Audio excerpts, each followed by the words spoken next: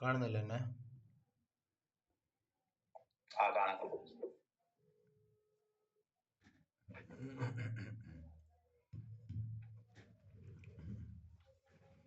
നമ്മളെവിടെ എത്തിയത് കഴിഞ്ഞ ക്ലാസ്സിൽ?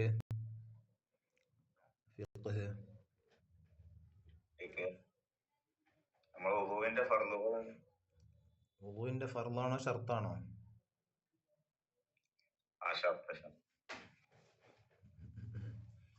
أعوذ بالله من الشيطان الرجيم بسم الله الرحمن الرحيم الحمد لله رب العالمين الصلاة والسلام على سيدنا محمد صلى الله عليه وسلم خاتم النبيين ورسول رب العالمين وعلى آله وصحبه ومن تبعهم بإحسان إلى يوم الدين أما بعد.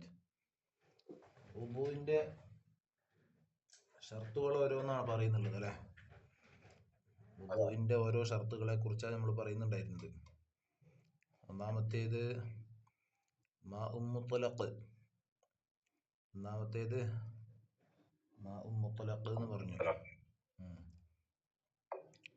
രണ്ടാമത്തേത് മാഉം മുത്ലഖ് എന്ന് പറഞ്ഞാൽ ശുദ്ധമായ വെള്ളം. രണ്ടാമത്തേത് കഴുകപ്പെടുന്ന അവയവങ്ങളിലൂടെ വെള്ളം ഒലിക്കണം എന്ന് പറഞ്ഞു. കഴുകപ്പെടുന്ന അവയവങ്ങളായ മുഖം, അതേമാതിരി കാല്, കൈ. മുഖം, കൈ, കാല്, ഇതാണ് കഴുകപ്പെടുന്ന അവയവങ്ങൾ. അതിൽ മൂന്നിലും വെള്ളം ഒലിക്കണം. തൊട്ട് തേച്ചാൽ പോരാ, തടവിയാൽ പോരാ. മൂന്നാമത്തേത് വെള്ളത്തെ പകർച്ചയാക്കി കളയുന്ന, വെള്ളത്തെ മലിനമാക്കി കളയുന്ന ഒന്നും അവയവത്തിൽ ഇല്ലാതിരിക്കണം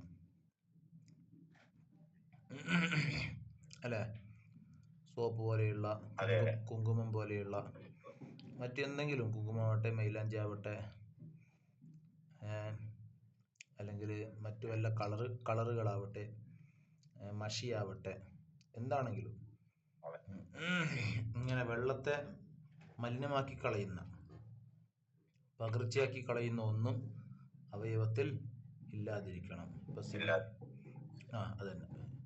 ഇപ്പോൾ എന്തോ ആവട്ടെ, കാര്യം നമ്മൾ എന്നൊന്ന് ഒരു പണിയെടുത്തിട്ട് വന്നു. നമ്മളത് സാധാരണ ഇതൊക്കെ വരുന്ന എവിടെയാണ്? ബക്കറ്റിലൊക്കെ കൊടുക്കുന്ന സമയത്താണ് കേട്ടോ. ബക്കറ്റിലോ ഡ്രമ്മിലോ കെട്ടി നിൽക്കുന്ന വെള്ളം ഹൗദിൽ നിന്നൊക്കെ കൊടുക്കുന്ന സമയത്തായി പ്രശ്നം. അല്ലെങ്കിൽ പൈപ്പ് തുറന്നു കഴിഞ്ഞാൽ, പൈപ്പ് തുറന്ന് നമ്മൾ പൈപ്പാണ് ഉപയോഗിക്കുന്നതെങ്കിൽ പൈപ്പ് തുറന്നു കഴിഞ്ഞാൽ കയ്യിലുള്ള ഇതെല്ലാം പോയല്ലോ. ആദ്യം കഴുകുമ്പോൾ തന്നെ ഇതെല്ലാം പോകുമല്ലോ. അപ്പോൾ വെള്ളത്തെ മലിനമാക്കുന്ന ഒന്നും അവയവങ്ങളിൽ ഉണ്ടാവില്ല സാധാരണ ഇപ്പോൾ. കാരണം വെള്ളം സുലഭമായിട്ട് കിട്ടുന്നുണ്ട്. പണ്ട് കാലത്ത് അങ്ങനെ വെള്ളം കിട്ടുന്നില്ല. കുറച്ച് മാത്രമേ വെള്ളം ഉണ്ടാവൂ. അതുള്ളത് തന്നെ ഹൗദുകളിലൊക്കെ ആയിരിക്കും. അവിടെ നമ്മൾ എന്ത് ചെയ്യണം? ആദ്യം പതുക്കെ അത് ക്ലീൻ ആക്കിയതിന് ശേഷം മാത്രമേ കൊടുക്കാൻ പറ്റൂ. പിന്നെ നാലാമത്തേത് കഴുകപ്പെടുന്ന അവയവത്തിൻ്റെ മേൽ വെള്ളത്തെ തടസ്സപ്പെടുത്തുന്ന ഒന്നും ഇല്ലാതിരിക്കണം. മറയില്ലാതിരിക്കണം. മറയുണ്ടെങ്കിൽ അവയവത്തിൽ ആ വെള്ളം ചേരൂല. വെള്ളം എന്ത് ചെയ്യണം? അവയവത്തിൽ ഫുള്ളായിട്ടും കൊള്ളണമല്ലോ. അപ്പോൾ വെള്ളത്തെ തടയുന്ന ഒന്നും അവയവത്തിൽ ഇല്ലാതിരിക്കണം. അതാണ് അല്ലാ യകൂന അലൈഹി ഹായിലുൻ, യാതൊരു മറയും ഇല്ലാതിരിക്കണം അവയവത്തിൽ. ഏതുപോലെ? തിലാ എന്ന് പറഞ്ഞാൽ പെയിന്റ്, നമ്മൾ പറഞ്ഞിരുന്നു. പെയിന്റ്. ഷംഅ എന്ന് പറഞ്ഞാൽ മെഴുക്. ഷംഅ എന്ന് പറഞ്ഞാൽ മെഴുക് എന്നൊക്കെ പറയാം. പിന്നെ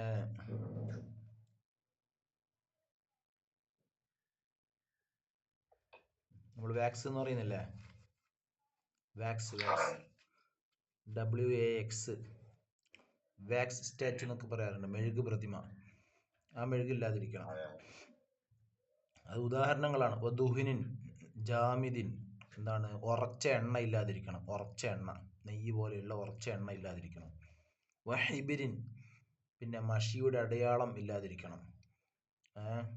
മഷിയുടെ അടയാളമല്ല, കട്ട മഷി ഇല്ലാതിരിക്കണം. വഹിന്നായിൻ, മൈലാഞ്ചി ഇല്ലാതിരിക്കണം. അപ്പോൾ മൈലാഞ്ചിയുടെയും മഷിയുടെയും ആ കട്ട ഭാഗം ഉണ്ടല്ലോ, അത് പറ്റിപ്പിടിക്കാതിരിക്കണം. എന്തോ ആവട്ടെ. ഇനിയിപ്പോൾ നമ്മളൊരു കയ്യിലൊരു സ്റ്റിക്കർ ഉണ്ട്, കയ്യിലൊരു പിന്നെ അങ്ങനെ എന്തെങ്കിലും ഒട്ടിച്ചേർന്നിട്ടുണ്ട്. പല കോലത്തിലുണ്ട്. നമ്മൾ സെല്ലോ ടേപ്പൊക്കെ ഇപ്പോൾ കയ്യിലൊട്ടി, സ്റ്റിക്കർ ഒട്ടി. ഈ ഇപ്പോൾ ആണെങ്കിൽ പിന്നെ ഇപ്പോൾ പുതിയ കാലത്ത് നമുക്ക് സൂപ്പർ ഗ്ലൂ ഫെവിക്വിക്ക് എന്നൊക്കെ പറയാം. ഫെവിക്വിക്ക് കയ്യിലൊട്ടിക്കഴിഞ്ഞാൽ ഇങ്ങനെ പൊങ്ങി വരും. അല്ല ഒരു പുറത്തുനിന്നുള്ളൊരു സാധനം ഇങ്ങനെ അവിടെ ഒട്ടിപ്പിടിച്ച മാതിരി ഉണ്ടാവും. അപ്പോൾ ഫെവിക്വിക്കോ അങ്ങനെ വല്ലതും ഫെവിക്വിക്കോ ഇപ്പോൾ സാധാരണ പെയിന്റ് നമുക്ക് റിലേറ്റ് ചെയ്യാൻ പറ്റും. ഫെവിക്വിക്ക്, പെയിന്റ് അങ്ങനെയൊക്കെ കയ്യിലായി കഴിഞ്ഞാൽ ആ തൊലിയുടെ മുകളിൽ ഒരു എന്താണ് വേറെ തന്നെ ഒരു പിന്നെ സംഗതി വരും, ആവരണം ചെയ്തിട്ടുണ്ടാകും. തൊലിയുടെ മുകളിൽ വെള്ളം ചേരുന്നതിനെ തടസ്സപ്പെടുത്തുന്ന ഒരു സംഭവം വന്നിട്ടുണ്ടാവും. അപ്പം അത് നീക്കി കളയണമെന്നാണ് പറഞ്ഞത്. അതില്ലാതിരിക്കണം. അങ്ങനെ അനുഭവം ഉണ്ടാവുമല്ലോ നമുക്ക്. നമ്മൾ ഇങ്ങനെ ഫെവിക്വിക്ക് ഗമ്മൊക്കെ ഉപയോഗിക്കുന്ന സമയത്ത്, പിന്നെ പശ ഉപയോഗിക്കുന്ന സമയത്ത്, പശയോ അല്ലെങ്കിൽ ഫെവിക്വിക്കോ അല്ലെങ്കിൽ മറ്റുള്ളത് ഉപയോഗിക്കുന്ന സമയത്ത്, അല്ലെങ്കിൽ നമുക്ക് ഇതും മതി, ഫെവിക്കോൾ ഉപയോഗിക്കുന്ന സമയത്തും കയ്യിൽ ഇങ്ങനെ ഒരു പാട മാതിരി ഒരു സാധനം വരും. ആ പാട വന്നു കഴിഞ്ഞാൽ അത് ഒരു തടസ്സമാണ്, വെള്ളം തൊലിയിലേക്ക് ചേരാതിരിക്കാനുള്ള ഒരു തടസ്സമാണ്. അപ്പം അങ്ങനെ വല്ലതും ഉണ്ടെങ്കിൽ അതൊക്കെ നീക്കിക്കളഞ്ഞതിന് ശേഷം, പെയിന്റ് ഉണ്ടെങ്കിൽ പെയിന്റ് നീക്കിയതിന് ശേഷം, വല്ല പാടയുണ്ടെങ്കിൽ പാട നീക്കിക്കളഞ്ഞതിന് ശേഷം, സ്റ്റിക്കറോ മറ്റു വല്ലതും ഉണ്ടെങ്കിൽ ഒക്കെ നീക്കിക്കളഞ്ഞതിന് ശേഷം മാത്രമേ വുളൂ ചെയ്യാൻ പാടുള്ളൂ. എത്രത്തോളം ഇപ്പം മോതിരം ധരിച്ചിട്ടുണ്ട്, മോതിരം എന്താണ്, ഭയങ്കര ടൈറ്റ് മോതിരാണെങ്കിൽ ഉള്ളിലേക്ക് വെള്ളം എത്തൂലല്ലോ. അപ്പം നമ്മൾ എന്ത് ചെയ്യണം, മോതിരം ഊരേണ്ടി വരും, അല്ലെങ്കിൽ മോതിരം ഇങ്ങനെ ജസ്റ്റ് ഒന്ന് കുലുക്കേണ്ടി വരും അതിൻ്റെ ഉള്ളിലേക്ക് വെള്ളം എത്തിയെന്ന് ഉറപ്പ് വരുത്താൻ. മോതിരം ടൈറ്റ് ആണെങ്കിൽ എന്താവൂല, മോതിരം ടൈറ്റ് ആണെങ്കിൽ അതിൻ്റെ ഉള്ളിലേക്ക് വെള്ളം ചേരൂല. ഷാനിദൊക്കെ പോയോ? ഇനിയോ വമിനൽ ഹാഇലി ഈ മറയിൽപ്പെട്ടതാണ് തടസ്സം എന്ന് പറയാം. അപ്പോൾ തൊലിയിലേക്ക് അല്ലെങ്കിൽ അവയവത്തിലേക്ക്, കഴുകപ്പെടുന്ന അവയവത്തിലേക്ക് വെള്ളം എത്തുന്നതിലേക്ക് ഉണ്ടാകുന്ന തടസ്സത്തിൽപ്പെട്ടതാണ് അൽ വസ്ഖു. വസ്ഖു എന്ന് പറഞ്ഞ ചെളി. എവിടെയുള്ള ചെളി? തഹ്തൽ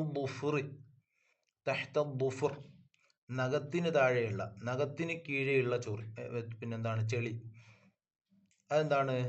ഈ വെള്ളം ചേരുന്നതിന് തൊട്ട് തടസ്സമായതിൽപ്പെട്ടതാണ്. അപ്പം നഖത്തിന്റെ കീഴെയുള്ള ചെളി, ദുഫുർ എന്ന് പറഞ്ഞ നഖം, വസ്ഖ് എന്ന് പറഞ്ഞ ചെളി. അപ്പൊ അങ്ങനെ നഖത്തിന്റെ താഴെ, വലിയ നഖം എന്തുണ്ട്, നീട്ടി വളർത്തിയിട്ടുണ്ട്. എടുക്കാണ്ട് 2-3 ആഴ്ച അല്ലെങ്കിൽ 1 മാസമായി കഴിഞ്ഞാൽ തന്നെ നഖം നീണ്ടു വരുമല്ലോ. അപ്പം നഖത്തിൻ്റെ കീഴിൽ നമ്മൾ എന്താണ്, ഇപ്പം മണ്ണുമായി ബന്ധപ്പെട്ട ഇപ്പോൾ കർഷകന്മാരുടെ വിരലിൻ്റെ അടി നോക്കിയാൽ മതി. കർഷകന്മാരുടെ വിരലിൻ്റെ അടി നോക്കിക്കഴിഞ്ഞാൽ കുറേ ചെളി പിടിച്ചിട്ടുണ്ടാവും, മണ്ണ് പിടിച്ചിട്ടുണ്ടാവും. അപ്പം അതും എന്താണ് കാരണം, ഈ ഓപ്പണായ ഭാഗത്തേക്ക് വെള്ളം എത്തണം, നഖത്തിൻ്റെ അടിയിൽ ഓപ്പണായ ഭാഗത്തേക്ക് വെള്ളം എത്തണം. അവിടെ ചെളി പിടിച്ചു കഴിഞ്ഞാൽ അതിൻ്റെ ഉള്ളിലേക്ക് വെള്ളം എത്തില്ല, അപ്പോൾ വുളൂ ശരിയാവില്ല. അതുകൊണ്ടാണ് പറഞ്ഞത് ഒമിനൽ ഹാഇലി മറയിൽപ്പെട്ടതാണ്, വെള്ളം ചേരുന്നതിനെ തൊട്ട് ഉണ്ടാകുന്ന തടസ്സത്തിൽപ്പെട്ടതാണ് അൽ വസ്ഖു ചെളി, തഹ്ത ദുഫ്രി നഖത്തിന് താഴെയുള്ള ചെളി. ഖിലാഫൽ ജംഇൻ ഒരു കൂട്ടം പണ്ഡിതന്മാർക്ക് എതിരായിട്ടാണ് ഇത് പറഞ്ഞത്. ചില ഫിഖ് പണ്ഡിതന്മാർക്ക് എതിരായിട്ടാണ് ഇത് പറഞ്ഞത്. മിൻഹും അവരിൽപ്പെട്ടവരാണ് അൽ ഗസാലിയു ഇമാം ഗസാലി റളിയല്ലാഹു അൻഹു, വസ്സർകശി ഇമാം സർകശി റളിയല്ലാഹു അൻഹു. എന്ന് പറഞ്ഞാൽ ഈ ഗസാലി ഇമാം സർകശി ഇമാം പറഞ്ഞത് നഖത്തിന്റെ താഴെയുള്ള ചെളി വെള്ളം ചേരുന്നതിന് തൊട്ട് തടസ്സമായതിൽ പെട്ടതല്ല, ഉണ്ടെങ്കിലും പ്രശ്നമില്ല. പക്ഷേ നമ്മുടെ മദ്ഹബിലെ ബലമായ അഭിപ്രായം എന്ന് പറഞ്ഞാൽ നമ്മൾ സ്വീകരിക്കേണ്ട അഭിപ്രായം എന്താ, നഖത്തിന്റെ താഴെ ചെളി ഉണ്ടെങ്കിൽ അത് തടസ്സമാണ്, അപ്പോൾ അത് നീക്കം ചെയ്തിട്ട് വേണം വുളൂ ചെയ്യാൻ. അപ്രകാരം തന്നെ വസ്ഖും മിൻ ഗുബാരിൻ എന്തിനാലുള്ള ചെളി? പൊടിമണ്ണിനാലുള്ള ചെളി. ഗുബാർ എന്ന് പറഞ്ഞാൽ പൊടിമണ്ണ്, പൊടിമണ്ണിനാലുള്ള ചെളി. അപ്പോൾ പൊടിമണ്ണിൽ നിന്നുണ്ടാകുന്ന ചെളി അതെന്താണ്? അതും പിന്നെ വെള്ളം ചേരുന്നതിന് തൊട്ട് തടസ്സമാകുന്ന കാര്യത്തിൽപ്പെട്ടതാണ്. നഖത്തിന്റെ അടിയിൽ ഉണ്ടാകുന്ന ചെളിയെ കുറിച്ച് പറഞ്ഞല്ലോ. ഇനി നഖത്തിന്റെ അടിയിൽ ഉണ്ടാകുന്ന ചെളിയല്ല, നമ്മൾ സാധാരണ മൊത്തത്തിലുണ്ടാകുന്ന ചെളി. ഇപ്പോൾ പൊടിമണ്ണിലൂടെ ഈ മരുഭൂമിയിലൂടെ ഒക്കെ നടന്നു പോകുന്ന സമയത്ത്, അല്ലെങ്കിൽ മണ്ണ് പിടിച്ച ഏരിയയിലൂടെ നടന്നു പോകുന്ന സമയത്ത്, വസ്ത്രം ധരിക്കാതെ നടന്നു പോയാൽ അപ്പം മുട്ടുപൊക്കലിൻ്റെ ഇടയിൽ മാത്രമാണല്ലോ അവറത്ത്. നമ്പൂതിരിമാരൊക്കെ പോകുന്നതാണെന്നില്ലേ.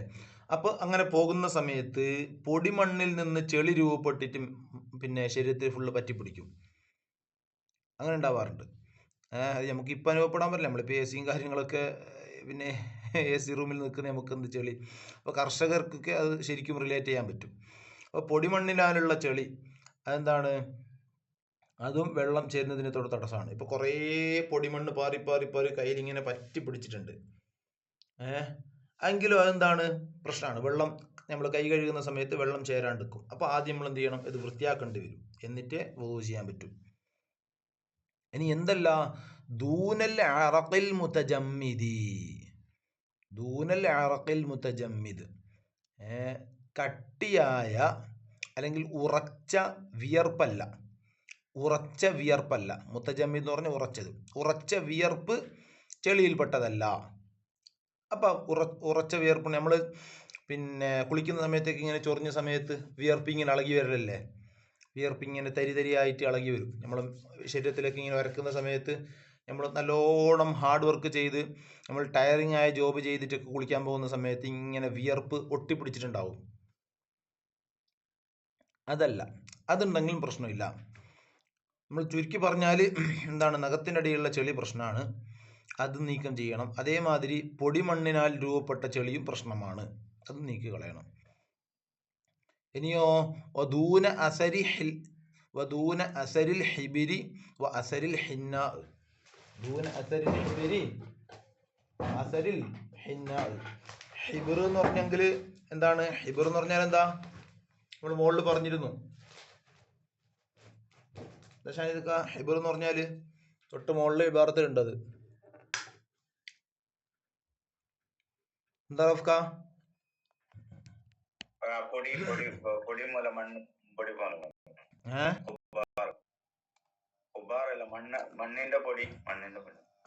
അത് പൊടിമണ്ണിനാലുള്ള ചെളി. വസ്ഖ് എന്ന് പറഞ്ഞ ചെളിയാണ് കേട്ടോ.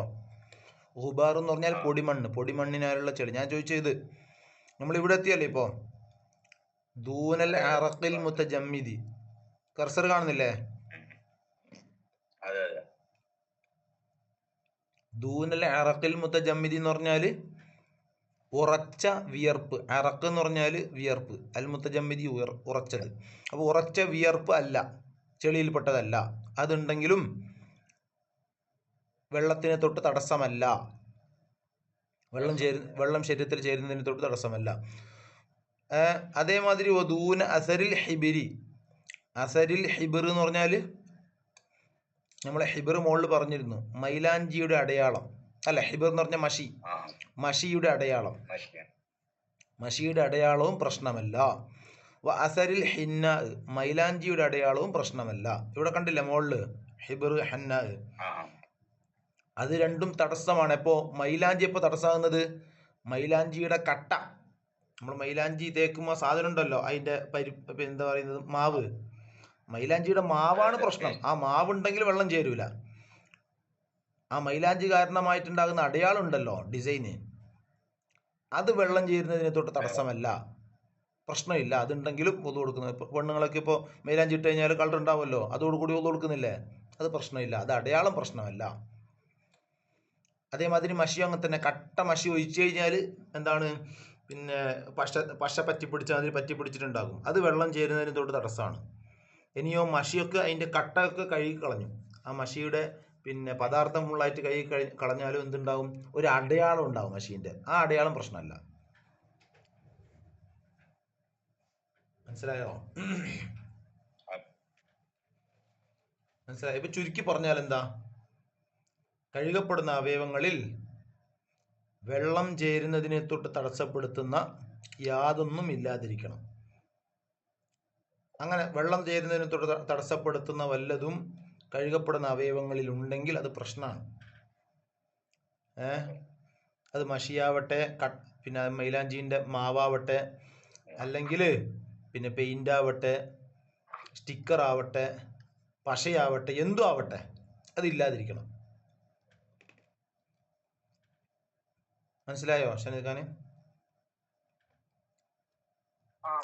അൽ ഖാമിസു, അഞ്ചാമത്തേത്, മഅരിഫത്തു ദുഖൂലിൽ വഖ്ത്, സമയം പ്രവേശിച്ചു എന്ന് അറിയലാണ്. ലിദാഇമി ഹദസിൻ, നിത്യാശുദ്ധിക്കാരനിക്ക് സമയം കടന്നു എന്നറിയലാണ്. മനസ്സിലായില്ലേ? ദായിമുൽ ഹദസ് പറഞ്ഞ നിത്യാശുദ്ധിക്കാരൻ. ആരായി നിത്യാശുദ്ധിക്കാരൻ ആരാ? കസലിസിൻ, മൂത്രവാർച്ചക്കാരനെ പോലെ. നിരന്തരം മൂത്രം ഇങ്ങനെ ഉറ്റിക്കൊണ്ടിരിക്കുന്ന ചില അസുഖമുള്ള ആളുകളുണ്ടാവും. നിരന്തരം മൂത്രം ഇങ്ങനെ ഉറ്റിക്കൊണ്ടിരിക്കുന്ന ചില അസുഖമുള്ള ആളുകളുണ്ടാവും. അവരെ കുറിച്ച് സലിസ് എന്ന് പറയുന്നത് മൂത്രവാർച്ചക്കാരൻ. അപ്പം അവനെന്താണ്? നിത്യാശുദ്ധിക്കാരനാണ് അല്ലേ? അവൻ എപ്പോഴെങ്കിലും അവൻ്റെ അശുദ്ധി മാറ്റിയിട്ട് നിൽക്കുന്നൊരു സമയം ഉണ്ടാവോ? ഉണ്ടാവില്ല. നമ്മളാണ് മൂത്രമൊഴിച്ച് കഴിഞ്ഞു വുളു കൊടുത്തു കഴിഞ്ഞാൽ നമുക്ക് എന്ത് ചെയ്തു? നമ്മൾ അശുദ്ധി നീങ്ങി, ഇപ്പം നമ്മൾ ശുദ്ധരാണ്, നമുക്ക് വുളു ചെയ്യാം അല്ല, പിന്നെ നമുക്ക് വുളു ചെയ്ത് കഴിഞ്ഞാൽ നിസ്കരിക്കാം, ഖുർആൻ തൊടാം. അടുത്ത ആ വുളു പോകുന്നത് വരെ നമ്മളെന്താണ്? ശുദ്ധിയുള്ളവരാണ്. ഇനിയോ ഈ മൂത്രവാർച്ചയുള്ള ആളുകൾ വുളു കൊടുക്കുന്ന സമയത്ത് മൂത്രം ഉറ്റിക്കൊണ്ടിരിക്കും, വുളു കൊടുത്ത് കഴിഞ്ഞാൽ മൂത്രം ഉറ്റിക്കൊണ്ടിരിക്കും. അപ്പം അയാൾ അശുദ്ധി നീങ്ങിപ്പോകുന്നേയില്ല, നിത്യമായി അയാൾ അശുദ്ധിക്കാരൻ തന്നെയാണ്. അപ്പം അയാൾക്ക് നിസ്കരിക്കണമല്ലോ, നിത്യശുദ്ധിക്കാരന് നിസ്കരിക്കേണ്ടതുണ്ട്. മനസ്സിലാകുന്നുണ്ടോ? ആ, അതാ പറഞ്ഞത്. അപ്പോൾ പിന്നെ നിത്യാശുദ്ധിക്കാരൻ സമയം കടന്നു എന്നറിയലാണ്. അപ്പോൾ നിത്യാശുദ്ധിക്കാരൻ എപ്പോഴും മാത്രമേ വുളു ചെയ്യാൻ പറ്റൂ? ഇപ്പോൾ ലുഹർ നിസ്കരിക്കാൻ വേണ്ടിയിട്ടുള്ള വുളു ലുഹർ ബാങ്ക് ലുഹർ സമയം കടന്നതിന് ശേഷം മാത്രം, ലുഹർ ബാങ്ക് കൊടുത്ത് അതിൻ്റെ സമയം പ്രവേശിച്ചതിന് ശേഷം മാത്രമേ വുളു ചെയ്യാൻ പറ്റൂ. ഒരു അസർ നിസ്കരിക്കുന്നുണ്ട്, നമ്മളിപ്പോൾ മൂത്രവാർച്ച പോലെയുള്ള നിത്യാശുദ്ധി ഇല്ലാത്ത ആളുകളാണെങ്കിൽ ഏത് സമയത്ത് വേണമെങ്കിലും വുളു കൊടുക്കാം. ഞാൻ രാവിലെ സുബഹിക്കെടുത്ത വുളു കൊണ്ട് നമുക്ക് ലുഹർ നിസ്കരിക്കാം, അസർ നിസ്കരിക്കാം, മഗ്രിബ് നിസ്കരിക്കാം, ഇശാ നിസ്കരിക്കാം. പക്ഷേ നിത്യശുദ്ധിക്കാരൻ അയാൾ ഏത് നിസ്കാരമാണോ നിസ്കരിക്കുന്നത് ആ നിസ്കാരത്തിൻ്റെ സമയം കടന്നതിന് ശേഷം മാത്രമേ വുളു ചെയ്യാൻ പറ്റൂ. അതിന് മുമ്പ് വുളു ചെയ്യാനുള്ള അനുവാദമില്ല. വുളു ചെയ്താൽ ശരിയല്ല. അത് നമ്മളെന്ത് പറഞ്ഞത്? അഞ്ചാമത്തെ വുളുവിൻ്റെ ഷർത്ത്, വുളുവിൻ്റെ നിബന്ധനകൾപ്പെട്ട അഞ്ചാമത്തേത് നിത്യശുദ്ധിക്കാരനിക്ക് നിസ്കാരത്തിൻ്റെ സമയം കടന്നു എന്നും കൂടി അറിയലാണ്. നിത്യശുദ്ധിക്കാരനാരെ പോലെ കസലിസിൻ.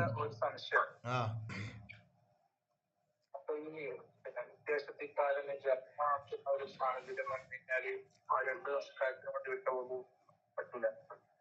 മനസ്സിലായില്ല? നിത്യാശുദ്ധിക്കാരനെ നിസ്കരിക്കേണ്ട ഒരു സമയത്ത് രണ്ട് നിസ്കാരത്തിനും വേണ്ടിട്ട് ഒരു വുളു മതിയാവും? പറ്റൂല. രണ്ട് നിസ്കാരത്തിന് രണ്ട് വുളു വേണം. ഒരു വുളു കൊണ്ട് ഒരു ഫർള് നിസ്കാരം മാത്രമേ പറ്റൂ. നല്ല ചോദ്യമാണ്. ജമാക്ക് എങ്ങനെയാണെങ്കിലും രണ്ട് ഫർള് നിസ്കാരം നിർവഹിക്കുന്നുണ്ടോ, രണ്ട് ഫർള് നിസ്കാരത്തിന് കൂടിയിട്ട് ഒറ്റ വുളു മതിയാവില്ല. രണ്ട് ഫർളിന് രണ്ട് വുളു വേണം. അപ്പോൾ ഒരു ഫർള് നിസ്കാരം കഴിഞ്ഞ ഉടനെ തന്നെ വുളു കൊടുത്തിട്ട് വീണ്ടും ഫർള് നിസ്കരിക്കാം. വുളു നിർബന്ധമാണ്. അത് നമ്മൾ താഴെ പറയുന്നുണ്ട്, അതിൻ്റെ കുറച്ച് വിശദീകരണം. കസലിസിൻ, ആരെ പോലെ? മൂത്രവാർച്ചക്കാരനെ പോലെ. വ മുസ്തഹാദത്തിൻ, മുസ്തഹാദത്ത് കണ്ടില്ലേ? മുസ്തഹാദത്ത് എന്ന് പറഞ്ഞാൽ ബ്ലീഡിങ് രോഗം ഉള്ളവളെ പോലെ, രക്തസ്രാവമുള്ള പെണ്ണിനെ പോലെ പറഞ്ഞത്. ബ്ലീഡിങ് രോഗമുള്ള പെണ്ണിനെ പോലെ. അപ്പോൾ ആണുങ്ങളാകുന്ന സമയത്ത് സാധാരണ മൂത്രവാർച്ച ഉണ്ടാവാറുള്ളത് രോഗമായിട്ട്. പെണ്ണാകുന്ന സമയത്ത് സാധാരണ ഹൈലും അല്ല, നിഫാസും അല്ല, മെൻസസും അല്ല, പ്രസവരക്തവും അല്ലാത്ത ഒരു ബ്ലീഡിങ് ഉണ്ടാവാറുണ്ട്. അത് രോഗമാണ്. ആ സമയത്ത് അവൾ നിസ്കരിക്കേണ്ടതുണ്ട്. അപ്പോൾ അവരുടെ നിയമങ്ങളൊക്കെ താഴെ പറയുന്നുണ്ട്. മനസ്സിലായില്ലേ? അപ്പോൾ നിത്യശുദ്ധിക്കാരായ മൂത്രവാർച്ചക്കാരനെ പോലെയുള്ള പിന്നെ ബ്ലീഡിങ് ഉള്ള പെണ്ണിനെ പോലെയുള്ളവർ സമയം കടന്നതിന് ശേഷം മാത്രമേ വുളു ചെയ്യാൻ പാടുള്ളൂ. അത് അഞ്ചാമത്തേത് നിബന്ധന. അപ്പം ഇങ്ങനെയാണ് വുളുവിൻ്റെ 5 പിന്നെ ഷർത്തുകൾ. ഒന്ന് പറഞ്ഞാൽ വുളുവിൻ്റെ 5 ഷർത്തുകൾ. 1, വെള്ളം ശുദ്ധിയായിരിക്കണം അല്ലേ? 2, കഴുകപ്പെടുന്ന അവയവങ്ങളിൽ കൂടി വെള്ളം ഒലിക്കണം. 3, വെള്ളത്തെ മലിനമാക്കുന്ന ഒന്നും അവയവത്തിൽ ഇല്ലാതിരിക്കണം. 4, വെള്ളം ചേരുന്നതിനെ തൊട്ട് തടസ്സമാകുന്ന ഒന്നും അവയവത്തിൽ ഇല്ലാതിരിക്കണം. 5, നിത്യാശുദ്ധിക്കാരായവർ നിസ്കാരത്തിൻ്റെ സമയം കടന്നു എന്ന് അറിഞ്ഞതിന് ശേഷം മാത്രം വുളു ചെയ്യുക. ഒരു ദായിമുൽ ഹദസ്. എന്താണ് നിത്യാശുദ്ധിക്കാരൻ? എങ്ങനെയാണ് അയാൾ നിസ്കാരം, എങ്ങനെയാണ് അയാൾ വുളു ചെയ്യേണ്ടത്? ദായിമുൽ ഹദസ് എന്ന് കണ്ടില്ലേ? ദായിമുൽ ഹദസ് എന്ന് പറഞ്ഞാൽ എന്താണ്? നിത്യ അശുദ്ധിക്കാരൻ എന്നർത്ഥം. മനസ്സിലായില്ലേ? ഇതിൽ മനസ്സിലാവാത്ത വാക്കുകളിലും ചോദിക്കണം കേട്ടോ റൗഫ്ക. സലിസ് എന്ന് പറഞ്ഞാൽ മൂത്രവർച്ചക്കാരൻ, മുസ്തഹാലത്ത് എന്ന് പറഞ്ഞാൽ ബ്ലീഡിംഗ് ഉള്ള പെണ്ണ്, രക്തസ്രാവമുള്ള പെണ്ണ്. ഇനിയോ എന്താ പറഞ്ഞത്? ലാ യതവദ്ദഉ ദായിമുൽ ഹദസ്, ലാ യതവദ്ദഉ ദായിമുൽ ഹദസ്, നിത്യാശുദ്ധിക്കാരൻ വുളൂ ചെയ്യരുത്, ലി ഫർദിൻ, ഒരു ഫർദ് നിസ്കാരത്തിന് വേണ്ടിയിട്ടോ, ഔ അല്ലെങ്കിൽ നഫ്ലിൻ മുഅഖ്ഖത്തിൻ, സമയം നിശ്ചയിക്കപ്പെട്ട ഒരു സുന്നത്ത് നിസ്കാരത്തിന് വേണ്ടിയിട്ടോ വുളൂ ചെയ്യരുത്, ഇല്ലാ ബഅദ ദുഖൂലി വഖ്തി, അതിൻ്റെ സമയം കടന്നതിന് ശേഷമല്ലാതെ. അപ്പോൾ ളുഹ നിസ്കരിക്കാൻ വേണ്ടിയിട്ട് ഒരു നിത്യാശുദ്ധിക്കാരൻ ഉദ്ദേശിക്കുകയാണെങ്കിൽ സുബ്ഹിയുടെ വുളൂ കൊണ്ട് അയാൾക്ക് ളുഹ നിസ്കരിക്കാൻ പറ്റില്ല. ളുഹ നിസ്കാരത്തിൻ്റെ സൂര്യൻ ഉദിച്ച് ഉയർന്നതിന് ശേഷമല്ലേ ളുഹാൻ്റെ സമയം കിടക്കുന്നത്. ആ സമയത്ത് വുളൂ ചെയ്താലേ അയാൾക്ക് നിസ്കരിക്കാൻ പറ്റൂ. എങ്ങനെയാണെങ്കിലും ഏത് സുന്നത്ത് നിസ്കാരമാണെങ്കിലും, മനസ്സിലായില്ലേ? അപ്പോൾ സമയം നിശ്ചയിക്കപ്പെട്ട സുന്നത്ത് നിസ്കാരങ്ങളും ഫർള് നിസ്കാരവും സമയം കടന്നതിന് ശേഷം മാത്രമേ നിത്യാശുദ്ധിക്കാരന് വുളൂ ചെയ്യാൻ പാടുള്ളൂ. ഇപ്പോൾ അസർ നിസ്കാരത്തിന് വേണ്ടിയിട്ട് ളുഹറിൻ്റെ വുളൂ പറ്റൂല, ളുഹറിൻ്റെ സമയത്ത് വുളൂ എടുത്താലും പറ്റൂല. പിന്നെയോ സമയം കടന്നതിന് ശേഷം മാത്രമേ വുളൂ ചെയ്യാൻ പറ്റൂ. അങ്ങനെയാണ് അവരുടെ നിയമങ്ങൾ.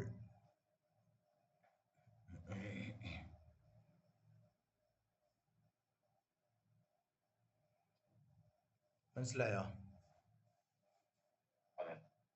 ഇനിയോ വലാ യുസല്ലി, ഈ നിത്യാശുദ്ധിക്കാരൻ നിസ്കരിക്കരുത്, ബി വുളൂഇൻ, ഒരു വുളൂ കൊണ്ട് നിസ്കരിക്കരുത്, ഇല്ലാ ഫർദൻ വാഹിദ, ഒരു ഫർളല്ലാതെ. നിത്യാശുദ്ധിക്കാരന് ഒരു വുളൂ കൊണ്ട് ഒരു ഫർള് മാത്രമേ പറ്റൂ. നമുക്കോ ഒരു വുളൂ കൊണ്ട് എത്ര ഫർളും ആവാം. നിത്യാശുദ്ധിക്കാരല്ലാത്തവർക്ക് ഒരു വുളൂ കൊണ്ട് എത്ര ഫർള് നിസ്കരിക്കാം. നിത്യാശുദ്ധിക്കാരനേക്ക് ഒരു വുളൂ കൊണ്ട് ഒരു ഫർള് മാത്രം നിസ്കരിക്കാൻ പറ്റും. 1000-ൽ 1 1000-ൽ താഴെ ഉണ്ടാവും. ഒരു 10,000-ൽ 1-2 ആൾക്കാർ ഇങ്ങനെ ഉണ്ടാവും നിത്യാശുദ്ധിക്കാരായിട്ട്. മൂത്രവാർച്ചയുള്ള രോഗം, അല്ലെങ്കിൽ രക്തം ഇങ്ങനെ പോയിക്കൊണ്ടേയിരിക്കുന്ന രോഗമുള്ള പെണ്ണ്, ഇതൊക്കെ വളരെ അപൂർവമായിട്ട് മാത്രമേ ഉണ്ടാവും. റയറസ്റ്റ് ഓഫ് ദ റയർ കേസിൽ മാത്രമേ ഉണ്ടാവൂ. അങ്ങനെ ഉണ്ടായിക്കഴിഞ്ഞാൽ അവരുടെ നിയമം ഇതാണ്. എല്ലാത്തിനും പരിഹാരം ഉണ്ടല്ലോ. ഏത് രൂപത്തിലുള്ള ആളുകളാണെങ്കിലും അവരോട് ഫിഖ് സംസാരിക്കുന്നുണ്ട്. അവരുടെ ദൈനംദിന കാര്യങ്ങളിൽ ഫിഖ് ഇടപെടുന്നുണ്ട്. ഫിഖ് ആരെയും ഒറ്റപ്പെടുത്തുകയോ അവരുടെ നിയമങ്ങളെക്കുറിച്ച് പ്രതിപാദിക്കാതെ ഇരിക്കുകയോ ചെയ്യുന്നില്ല. എല്ലാവരുടെ ജീവിതവുമായി ബന്ധപ്പെട്ട വിഷയങ്ങൾ ഫിഖ് സംസാരിക്കും. അവർക്കും നിയമങ്ങളുണ്ടല്ലോ. അപ്പോൾ എല്ലാ നിയമങ്ങളും നമുക്ക് ഫിഖ്ഹിൽ പരിധി നോക്കിക്കഴിഞ്ഞാൽ ഒരു മുസ്ലിമായ വ്യക്തി, അവൻ എങ്ങനെയുള്ളവനാണെങ്കിലും അവൻ്റെ ജീവിതം കൃത്യമായി വരച്ചു കാണിക്കും. ഓരോന്നിനും നിയമങ്ങളുണ്ട്, ശാസനകളുണ്ട്, അല്ലേ? അപ്പോൾ അനിയന്ത്രിതമായി ജീവിക്കാൻ അല്ല നമ്മളോട് പറഞ്ഞത്, പിന്നെയോ നിയമങ്ങൾ പാലിച്ചുകൊണ്ട് ജീവിക്കാനാണ്. തൊട്ടിൽ മുതൽ കട്ടിൽ വരെ, അവൻ്റെ ജനനം മുതൽ അവൻ്റെ മരണം വരെയുള്ള നിഖില മേഖലകളിലും ഫിഖ് ഇങ്ങനെ ഇടപെട്ടുകൊണ്ടേയിരിക്കുകയാണ്. അപ്പോൾ പൂർണ്ണമായിട്ട് നമ്മൾ അള്ളാഹുവിന് വിധേയപ്പെട്ട് ഫിഖ് അനുസരിച്ചുകൊണ്ട് മാത്രം ജീവിക്കാനുള്ള ശ്രമങ്ങൾ നടത്തണം. അള്ളാഹു തൗഫീഖ് ചെയ്യട്ടെ. വലാ യുസല്ലി ബി വുദൂഇൻ ഇല്ലാ ഫർദൻ വാഹിദ, ഒരു ഫർദല്ലാതെ നിർവഹിക്കൽ, ഒരു ഫർദല്ലാതെ ഒരു വുദൂ കൊണ്ട് നിസ്കരിക്കരുത്. ഇനിയോ വയുസല്ലി, ഈ നിത്യാശുദ്ധിക്കാരൻ നിസ്കരിച്ചു കൊള്ളട്ടെ, മിനൻ നവാഫിലി, സുന്നത്ത് നിസ്കാരങ്ങളിൽ നിന്ന് മാഷ, അവനുദ്ദേശിച്ചത്രയും എണ്ണം നിസ്കരിച്ചു കൊള്ളാം. അപ്പോൾ ഒരു വുളൂ കൊണ്ട് നിത്യാശുദ്ധിക്കാരനിക്ക് ഒരു ഫർള് മാത്രം നിർവഹിക്കാൻ പറ്റും. സുന്നത്ത് നിസ്കാരങ്ങളോ എത്രയും പറ്റും. സുന്നത്ത് നിസ്കാരങ്ങൾ എത്രയും നിസ്കരിക്കാം. ഫർള് നിസ്കാരങ്ങൾ ഒന്ന് മാത്രമേ പറ്റൂ. മനസ്സിലായില്ലേ? അപ്പോൾ എനിക്ക് ഒരു വുളൂ എടുത്തുകൊണ്ട് തറാവീഹ് 20 റക്അത്ത് നിസ്കരിക്കാം. എനിക്ക് ഒരു വുളൂയിലൂടെ തറാവീഹ് 20 റക്അത്ത് നിസ്കരിക്കാം. ഓരോ 2 റക്അത്തിനും ഒരു വുളൂ വേണമെന്നില്ല. പക്ഷെ ഫർള് നിസ്കാരമാണെങ്കിൽ ഒരു വുളൂയിൽ ഒരു ഫർള് നിസ്കാരം മാത്രമേ സാധ്യമാകൂ. ഇനി എന്താണ് ഈ നിത്യാശുദ്ധിക്കാരൻ ചെയ്യേണ്ട പ്രവർത്തനം എന്താണ്? വയജിബു നിർബന്ധമാണ്, അലൈഹി നിത്യാശുദ്ധിക്കാരനിക്ക് നിർബന്ധമാണ്, ഗസ്ലുൽ ഫർജി അവൻ്റെ ഗുഹ്യഭാഗം കഴുകണം, അവൻ്റെ ഗുഹ്യഭാഗം കഴുകണം. ഓരോന്ന് നമ്മൾ പറഞ്ഞല്ലോ, ഒരു ഫർള് നിസ്കാരം മാത്രമേ പറ്റൂ. അപ്പോൾ അടുത്ത ഫർള് നിസ്കാരം നിർവഹിക്കുന്നതിന് മുമ്പ് വുളൂ ചെയ്താൽ മാത്രം പോരാ, പിന്നെയോ അവർ വേറെ ചില കാര്യങ്ങൾ കൂടി ചെയ്യണം. അതവിടെ പറയുന്നത്. വയജിബു അലൈഹി നിത്യാശുദ്ധിക്കാരനിക്ക് നിർബന്ധമാണ് ഗസ്ലുൽ ഫർജി ഗുഹ്യഭാഗം കഴുകലും, വ ഇബ്ദാലുൽ ഖുത്ന പഞ്ഞി മാറ്റിവെക്കലും. ഖുത്നത്ത് എന്ന് പറഞ്ഞാൽ പഞ്ഞി, മനസ്സിലായില്ലേ?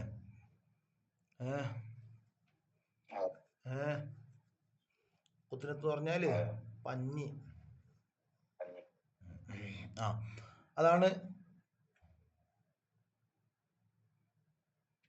പറഞ്ഞത്. വൈബ്ദാലുൽ ഖുത്ന പഞ്ഞി മാറ്റിവെക്കലും നിർബന്ധമാണ്. എങ്ങനെയുള്ള പഞ്ഞിയാണ്? അല്ലത്തി ബിഫമി ആ ഗുഹ്യഭാഗത്തിൻ്റെ അഗ്രഭാഗത്തുള്ള, ആ ഗുഹ്യഭാഗത്തിൻ്റെ തലഭാഗത്ത് അഗ്രഭാഗത്തുള്ള പഞ്ഞി മാറ്റിവെക്കലും നിർബന്ധമാണ്. വതജ്ദീദുൽ ഇസാബ കെട്ടിനെ പുതുക്കൽ നിർബന്ധമാണ്. ലികുല്ലി ഫർദിൻ ഓരോ ഫർള് നിസ്കാരത്തിനും നിർബന്ധമാണ്. അപ്പോൾ എന്താ പറഞ്ഞത്? ഒരു ഫർള് നിസ്കാരം നിസ്കരിച്ച് അടുത്ത ഫർളിന് വേണ്ടിയിട്ട് വുളൂ ചെയ്യുന്നതിന് മുമ്പായിട്ട് എന്ത് ചെയ്യണം? ഗുഹ്യഭാഗം കഴുകണം. അവിടെ മൂത്രം ഇങ്ങനെ ഒറ്റിയിട്ടുണ്ടാവുമല്ലോ കുറേ, ഗുഹ്യഭാഗം കഴുകണം. അവിടെ ഓൾറെഡി വെച്ച പഞ്ഞി മാറ്റണം, പുതിയ പഞ്ഞി വെക്കണം. എന്നിട്ടോ അവിടെ ഒരു ഒരു നാട കൊണ്ട്, ഒരു ബാൻഡേജ് കൊണ്ട് കെട്ടണം. അങ്ങനെ വല്ലതും ചെയ്യണം. അപ്പോൾ ഇപ്പോഴത്തെ കാലത്ത് എന്തുണ്ട്? അതിന് പകരമായിട്ട് പമ്പേഴ്സും കാര്യങ്ങളൊക്കെ ഉണ്ട്, നമുക്കത് പറയാം, അല്ല വിസ്പർ പമ്പേഴ്സും കാര്യങ്ങളൊക്കെ ഉണ്ട്. അപ്പോൾ അങ്ങനെയാണെങ്കിലും പ്രശ്നമില്ല. പാഡോ പമ്പേഴ്സോ എന്തോ ആവട്ടെ ഇപ്പോഴത്തെ കാലത്ത് അതെന്ത് ചെയ്യണം? ഓരോ നിസ്കാരത്തിന് മാറ്റേണ്ടി വരും. അതിന് പുറമെ ഗുഹ്യഭാഗം കഴുകുകയും വേണം. എന്നാൽ മാത്രമേ അത് ശരിയാവും. കാരണം മൂത്രം ഉറ്റിക്കൊണ്ടേയിരിക്കുന്നുണ്ട്, ചോര വന്നുകൊണ്ടേയിരിക്കുന്നുണ്ട്.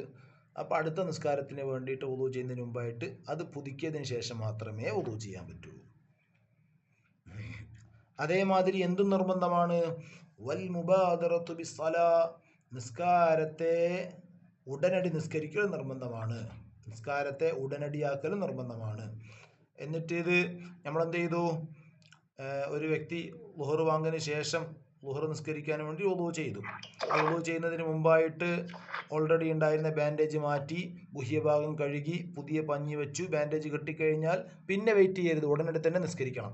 ആ നിസ്കരിക്കുന്ന സമയത്ത് ചിലപ്പോൾ മൂത്രം ഉറ്റുന്നുണ്ടാവും, എന്നാലും പ്രശ്നമില്ല. കാരണം അവന് വേറെ ഓപ്ഷൻ ഇല്ലല്ലോ, നിസ്കരിക്കാണ്ടിരിക്കാൻ പറ്റൂല. അപ്പോൾ നിസ്കരിക്കണം. പക്ഷെ അത് വൈകിപ്പിക്കരുത്. വൈകിപ്പിച്ചാൽ കുറേ മൂത്രം ഉറ്റിയിട്ടുണ്ടാവും, അല്ലെങ്കിൽ കുറേ ചോര വന്നിട്ടുണ്ടാവും, കുറേ രക്തം വന്നിട്ടുണ്ടാവും. അങ്ങനെ ചെയ്യരുത്. വുളൂ ചെയ്തു കഴിഞ്ഞാൽ ഉടനെ തന്നെ നിസ്കരിക്കണം. ആര്? നിത്യാശുദ്ധിക്കാരൻ. നല്ലോണം ശ്രദ്ധിക്കേണ്ട വിഷയമാണത്. നിത്യാശുദ്ധിക്കാരിൽ നമ്മളും നല്ലോണം ശ്രദ്ധിക്കണം. നമ്മൾ ആ വിഷയത്തിൽ ഗുരുതരമായ വീഴ്ചകൾ വരുത്തുന്ന ആളുകളുണ്ട്. ബാത്റൂമിൽ പോയി കഴിഞ്ഞാൽ മൂത്രം ശരിക്കും കഴിയുന്നത് വരെ ഇരിക്കാതെ മൂത്രം പകുതിയിൽ നിന്ന് എണിച്ചോടുന്ന കുട്ടികളൊക്കെ ഉണ്ട്. പെട്ടെന്ന് മൂത്രമൊഴിച്ച് ജസ്റ്റ് ആ മൂത്രം പോയി എന്ന് നമുക്ക് തോന്നുമ്പോൾ തന്നെ വെള്ളം ഒഴിച്ച് വേഗം ക്ലീനാക്കി വരും. ചിലപ്പോൾ അതിൻ്റെ ബാക്കിയുള്ള ഇറ്റാനുള്ള ഭാഗം പാൻറ്റിലോ തുണിയിലോ അല്ലെങ്കിൽ അണ്ടർവെയറിലോ അതിൻ്റെ ഇട്ടിട്ടുണ്ടാകും. അപ്പം നജസായി, മുത്തനജിസായി. ആ അണ്ടർവെയർ അല്ലെങ്കിൽ ആ തുണി മുത്തനജിസായി. ആ മുത്തനജിസോട് കൂടി നിസ്കരിച്ചാൽ നിസ്കാരം സഹീഹല്ല. ഈസാ നബി അലൈഹി സ്വലാമിൻ്റെ കാലഘട്ടത്തിൽ ഒരു വ്യക്തി ഖബറിനകത്ത് ഇങ്ങനെ ശിക്ഷിക്കപ്പെട്ടുകൊണ്ടേയിരിക്കുന്നുണ്ട്. അദ്ദേഹത്തിൻ്റെ ശിക്ഷ ഒഴിവാകുന്നേയില്ല, മാറുന്നേയില്ല. അപ്പോൾ അള്ളാഹുവിനോട് ചോദിച്ചപ്പോൾ അള്ളാഹു പറഞ്ഞു, മൂത്രമൊഴിച്ചാൽ ശരിക്കും വൃത്തിയാക്കാറില്ല. വൃത്തിയാക്കിയാലോ വൃത്തിയാക്കുന്നതിന് മുമ്പ് പൂർണ്ണമായ മൂത്രം പോകുന്നത് വരെ അദ്ദേഹം അവിടെ ശൗചാലയത്തിൽ ഇരിക്കലില്ല. അല്പം മൂത്രം പോയ ഉടനെ വെള്ളം ഒഴിച്ച് എണീറ്റ് ഓടുന്ന ആളായിരുന്നു. അപ്പോൾ ബാക്കി മൂത്രം എന്ത് ചെയ്യും? വസ്ത്രത്തിലാവും. അങ്ങനെ അദ്ദേഹത്തിൻ്റെ ഇബാദത്തുകളൊന്നും സ്വീകരിക്കപ്പെട്ടിട്ടില്ല. ഗുരുതരമായ വിഷയമാണ്. നമ്മളപ്പോൾ എന്ത് ചെയ്യണം?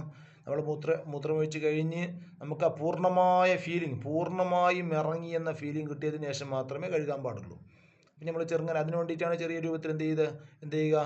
പിന്നെ ഇടത് ഭാഗത്തിലേക്ക് ചെരിഞ്ഞിട്ടാണ് ഇരിക്കേണ്ടത്, അല്ലേ? ഇടത് ഭാഗത്തിൻ്റെ മേൽ കൂടുതൽ അവലംബിച്ചിട്ടാണ് ഇരിക്കേണ്ടത് മൂത്രമൊഴിക്കാനിരിക്കുന്ന സമയത്ത്. നമ്മളിപ്പോൾ പിന്നെ യൂറോപ്യൻ ക്ലോസറ്റ് വന്നതിന് ശേഷം സംഗതികളൊക്കെ പോയി. ഇരുന്ന് മൂത്രമൊഴിക്കുന്ന സമയത്ത്, നമ്മൾ ഇന്ത്യൻ ക്ലോസറ്റിലാകുന്ന സമയത്ത് ഇടത് കാലിൻ്റെ മേൽ അല്പം ചെരിഞ്ഞിട്ടാണ് ഇരിക്കേണ്ടത്. മര്യാദകളുണ്ട്. വെള്ളം കുടിക്കുന്നതിനും ഭക്ഷിക്കുന്നതിനും മാത്രമല്ല, എങ്ങനെ നീ ശൗചാലയത്തിൽ പോകണം, ടോയ്ലറ്റിൽ വാഷ്റൂമിലേക്ക് എങ്ങനെ പോകണം, വാഷ്റൂമിൽ എങ്ങനെ ഇരിക്കണം, എന്തൊക്കെ ചെല്ലണം, എങ്ങനെ എത്ര കഴുകണം എന്നതിനെക്കുറിച്ച് കൃത്യമായ അടയാളപ്പെടുത്തലുകൾ ഇസ്ലാമിനുണ്ട്.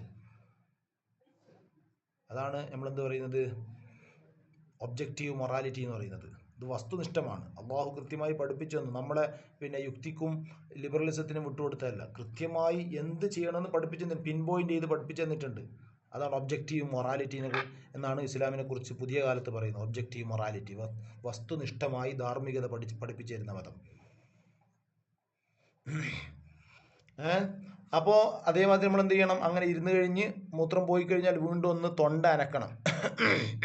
എന്നനക്കാറുണ്ടല്ലോ ചില പണ്ടത്തെ പള്ളികളൊക്കെ പോയി കഴിഞ്ഞാൽ വയസ്സന്മാരൊക്കെ അങ്ങനെ ചെയ്യാറ്. എന്തിനു വേണ്ടിയിട്ടാണ്? ബാക്കിയുള്ള മൂത്രത്തിൻ്റെ അംശവും കൂടി മൂത്രനാളിയിലൂടെ പുറത്തിറങ്ങാൻ വേണ്ടിയിട്ട്. അപ്പോൾ ഞങ്ങൾ തൊണ്ട അനക്കുന്ന സമയത്ത് ഒന്ന് പ്രഷർ കൊടുക്കലാണ്. പ്രഷർ കൊടുക്കുന്ന സമയത്ത് ഒരു അംശം പോലും മൂത്രനാളിയിൽ ബാക്കിയാവില്ല, ഒക്കെ പോകും. ചെരിഞ്ഞിരിക്കുക എന്നുള്ളത് തന്നെ എന്താണ്, മൂത്രം ഫുള്ളായിട്ട് ഒഴുകി ഇറങ്ങാനുള്ള ഒരു മാർഗ്ഗമാണ്. അതിന് പുറമെ എന്നാക്കുന്ന സമയത്ത് പൂർണ്ണമായിട്ട് ഒഴുകി പോകും. മനസ്സിലായോ? ഷാനിദ് കേൾക്കുന്നുണ്ടല്ലോ അല്ലേ? ഷാനിദ, അപ്പോൾ അത് ചെയ്യണം. നമ്മളെന്ത് ചെയ്യണം, നമ്മൾ യൂറോപ്യൻ ക്ലോസറ്റിലാണെങ്കിലും ചെരിഞ്ഞിരിക്കാൻ പറ്റൂല. അപ്പോൾ ആ സുന്നത്ത് എന്തായാലും പോയി. പക്ഷെ നമ്മൾ എന്ത് ചെയ്യണം, ഒന്ന് സമയം കിട്ടുന്നത് നമുക്ക് എന്താണ് സൗകര്യപ്പെടുന്ന രൂപത്തിൽ ഒന്ന് തൊണ്ടാനക്കിയിട്ടോ ഒന്ന് പ്രഷർ കൊടുത്തിട്ടോ ബാക്കിയുള്ള ഭാഗങ്ങളും കൂടെ പോകാനുള്ള ശ്രമങ്ങൾ നടത്തണം. നമുക്ക് പിന്നെ അങ്ങനെ വസ്വാസ് വന്നിട്ടില്ലേ, വരാറുണ്ടാവും ചിലപ്പോഴൊക്കെ. നമ്മൾ തിരക്ക് പിടിച്ച സമയത്ത് ബാത്റൂമിൽ പോയി കഴിഞ്ഞാൽ ഒരു പൂർണ്ണത കിട്ടാണ്ടിരിക്കും, ഒരു കംപ്ലീഷൻ കിട്ടാണ്ടിരിക്കും. അപ്പോൾ ബാക്കി ഉറ്റിപ്പോയോ തുണിയിലായിപ്പോയോ എന്നൊരു സംശയം ഇങ്ങനെ നമ്മളെ വേട്ടയാടിക്കൊണ്ടേയിരിക്കും.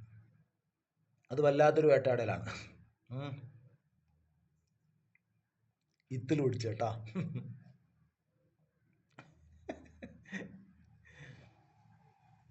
ഒരു മിനിറ്റ്.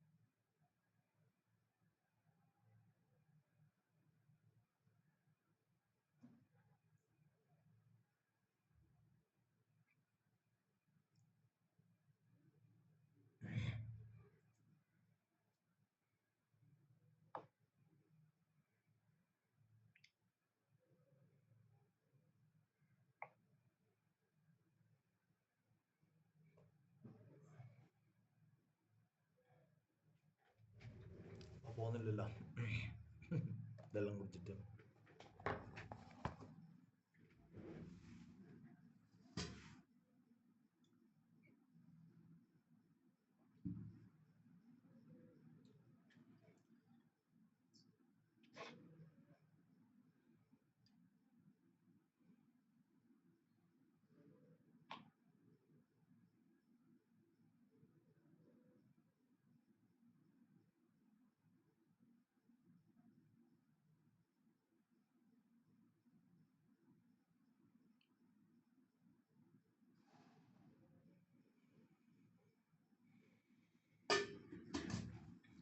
പോയി മനസ്സിലായില്ലേ പറഞ്ഞത്? പിന്നെ ഇസാബത്ത് പറഞ്ഞാൽ കെട്ട് കേട്ടോ. ആ കെട്ട് പുതുക്കലും സുന്നത്താണ്. ഫമു എന്ന് പറഞ്ഞ വായ, നമ്മൾ വായ എന്ന് പറഞ്ഞാൽ അഗ്രഭാഗം. അപ്പം എന്താണ്, പിന്നെ പുരുഷനാണെങ്കിൽ ലിംഗത്തിൻ്റെ അഗ്രഭാഗം, സ്ത്രീ ആണെങ്കിൽ അവളുടെ പിന്നെന്താണ് യോനിയുടെ അഗ്രഭാഗം. അവിടെ എന്ത് ചെയ്യണം, പഞ്ഞി വെച്ചിട്ട് ഭദ്രമാക്കണം.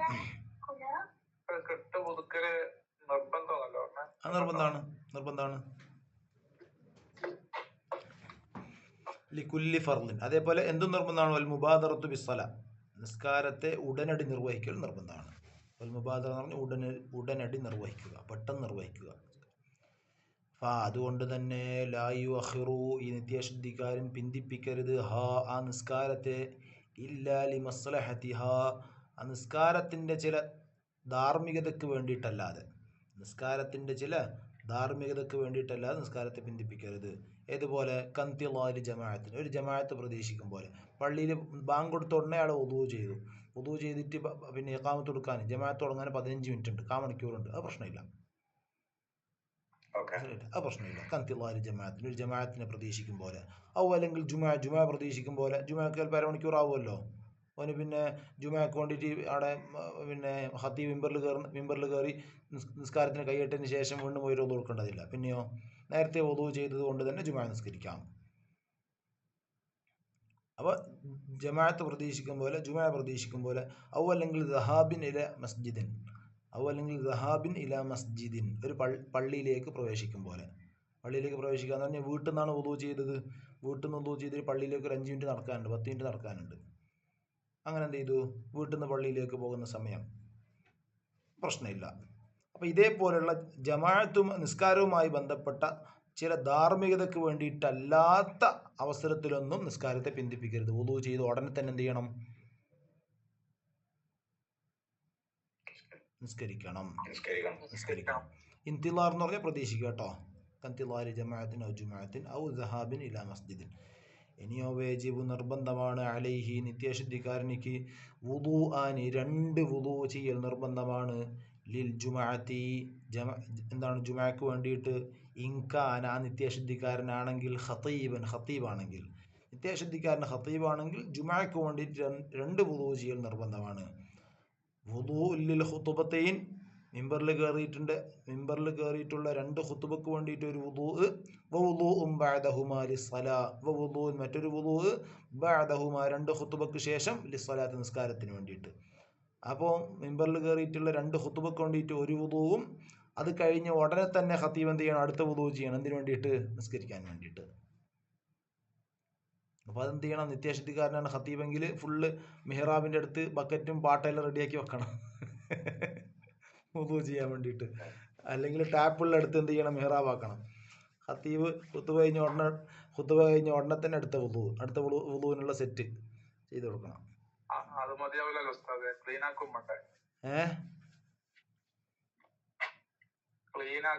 അല്ല, പിന്നെ ഇവിടെ 2 വുദൂ മാത്രം മതി. ഇവിടെ നമ്മളെ വുദൂആനി എന്നല്ല പറഞ്ഞത്. അത് ക്ലീൻ ആക്കാൻ നിന്നാൽ എന്ത് മുറിഞ്ഞു പോകും, ഇടയിലുള്ള സമയം മുറിഞ്ഞു പോകുമല്ലോ. ഇടയിൽ പിന്നെ 2 ഖുതുബക്കും ശേഷമുള്ള നിസ്കാരത്തിൻ്റെ ഇടയിൽ തർത്തീബ് മാത്രം പോരാ, പിന്നെയോ മുവാലാത്തും കൂടി വേണം. മുവാലാത്ത് എന്ന് പറഞ്ഞാൽ ഉടനെ തന്നെ ചെയ്യണം. 2 ഖുതുബ കഴിഞ്ഞാൽ 2 റക്അത്ത്, ഒരു നോർമലായ 2 റക്അത്ത് നിസ്കരിക്കാനുള്ള സമയത്തിനകത്ത് ജുമാ തുടങ്ങിയിട്ടാവണം. ഇല്ലെങ്കിൽ മുവാലാത്ത് നഷ്ടപ്പെട്ടു പോയാൽ ആദ്യത്തെ ഖുതുബ പരിഗണിക്കൂല. മനസ്സിലായില്ലേ? 2 ഖുതുബ കഴിഞ്ഞാൽ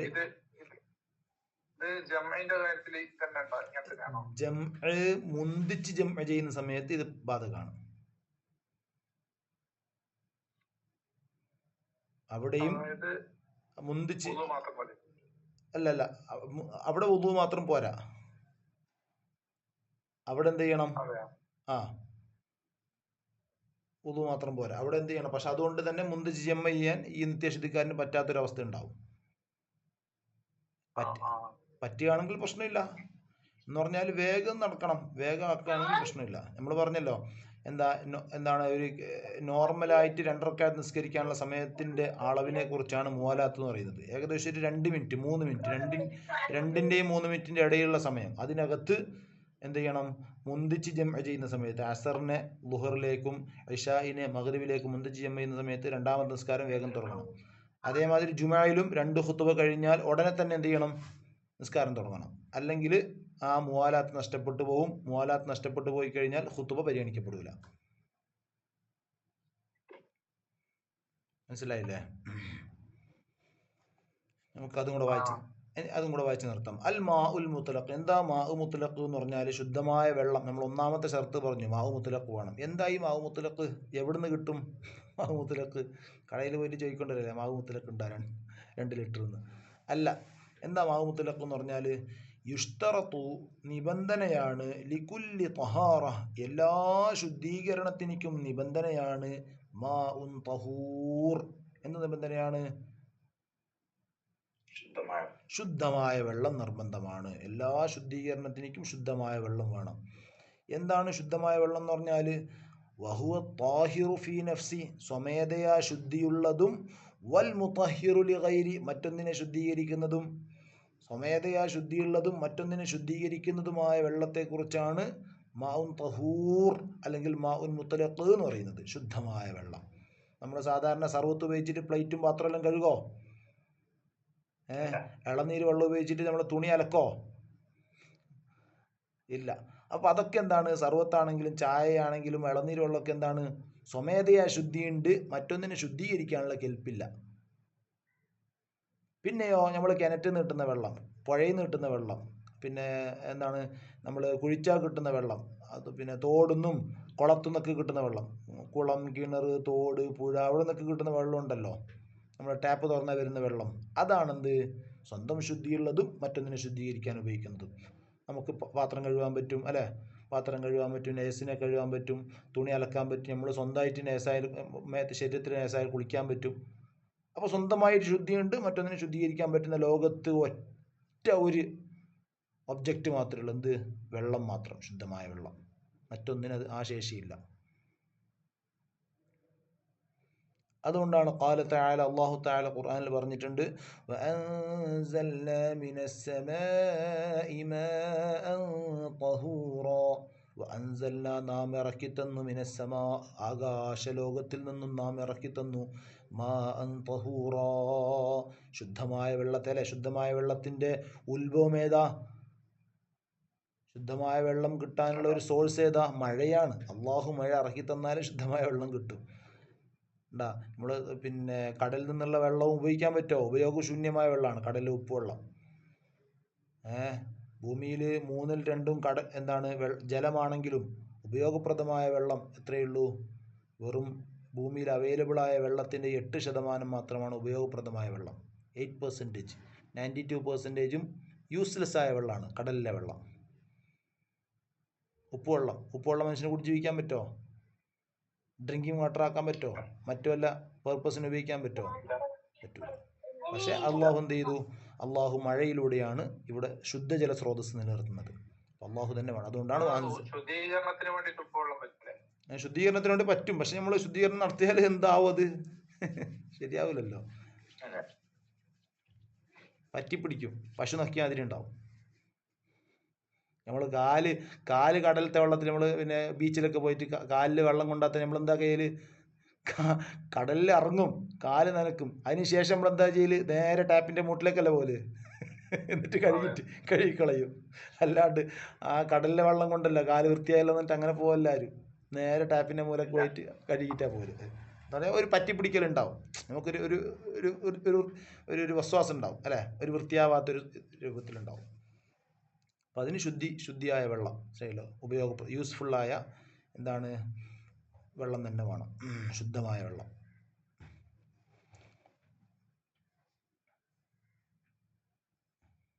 സല്ലല്ലാഹു വസല്ലമ വബാറക അലാ സയ്യിദിനാ മുഹമ്മദിൻ അലിഹി വസല്ലം. അൽഹംദുലില്ലാഹി റബ്ബിൽ ആലമീൻ.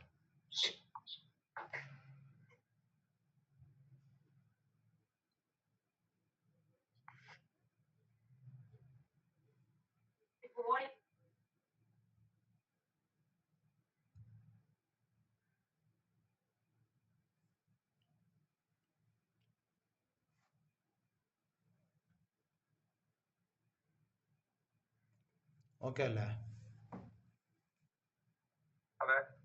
മനസ്സിലാവാത്തൊന്നുണ്ടോ ഭാഗം?